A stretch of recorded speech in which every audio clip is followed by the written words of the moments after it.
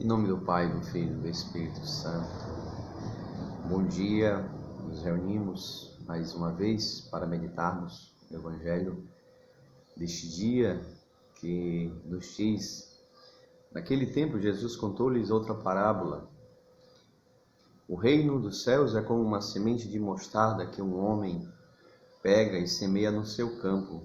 Embora ela seja a menor de todas as sementes, quando cresce, fica maior do que todas as plantas e torna-se uma árvore, de modo que os pássaros vêm e fazem ninho em seus ramos. Jesus contou-lhes ainda uma outra parábola: o reino dos céus é como um fermento que uma mulher pega e mistura com 3 porções de farinha, até que tudo fique fermentado. Tudo isso falava em parábolas às multidões. Nada lhe falava sem usar parábolas, para se cumprir o que foi dito pelo profeta: abrirei a boca para falar em parábolas. Vou proclamar coisas escondidas desde a criação do mundo. Palavra da salvação.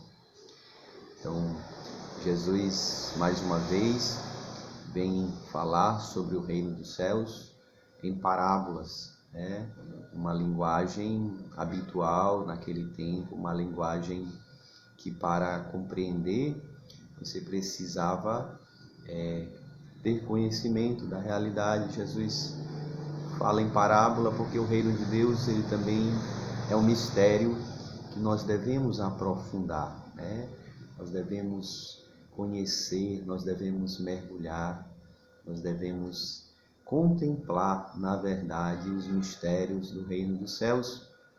E hoje Jesus vem nos falar que o reino dos céus é como um homem que lança uma semente de mostarda no campo. A semente de mostarda que é a menor das sementes, mas quando ela cresce, ela torna-se uma grande árvore, onde os pássaros dos céus vêm aninhar-se, onde eles vêm habitar com segurança. Assim também é o reino dos céus, assim também é a nossa vida, Deus vai nos criando, Deus vai nos formando, Deus vai fazendo germinar em nós a sua semente, Deus vai plantando aquela semente pequena no nosso coração, a semente da graça de Deus. Essa semente, se ela é trabalhada, se ela é regada, ela vai crescendo, vai tornando-se também uma grande árvore. Podemos entender essa semente como a nossa vida espiritual, Nós precisamos regar, nós precisamos fazer crescer a nossa vivência espiritual.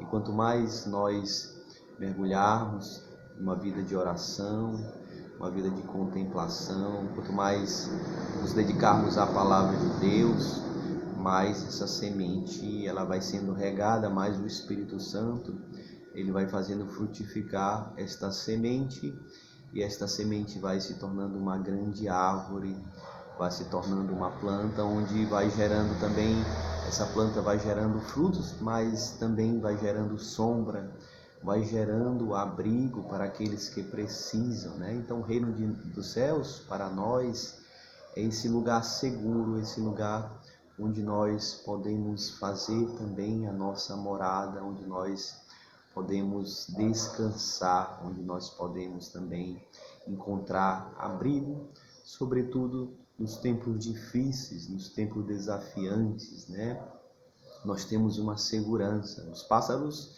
eles não fazem os seus ninhos em lugares baixos. Os pássaros, podemos nos lembrar também da águia. A águia, que é aquele pássaro que habita as montanhas, que faz o seu ninho nas alturas, Então nós devemos fazer a nossa morada, nós devemos colocar a nossa segurança em Deus, nas alturas, Nós devemos viver nesta terra, mas com um olhar voltado para o céu, Devemos colocar a nossa esperança em Deus, E aí nós vamos vendo essa realidade deste reino. A figura deste mundo passa, Mas o reino dos céus não passa, por mais que às vezes olhamos para a nossa vida, às vezes olhamos para a igreja, às vezes olhamos para a realidade do reino e vemos realidades tão pequenas diante daquilo que o mundo oferece, diante daquilo que nós vemos, as realidades do mundo. Às vezes nós temos, né, até medo, muitas vezes, de assumirmos a nossa vida, a nossa vocação. Nós temos medos do mundo, né? Podemos nos lembrar aqui da figura de Davi diante de Golias, Davi que enfrenta aquele gigante em nome de Deus e o vence, né? Davi que era um jovem, Davi que era, podemos dizer, alguém simples, né? Apenas um adolescente que venceu Golias. Assim também nós podemos ver a vida de Cristo, Cristo que começou, né, a sua missão apenas com alguns homens, com 12 homens, né? E ali ele ofertou a sua vida, morreu na cruz para nos salvar.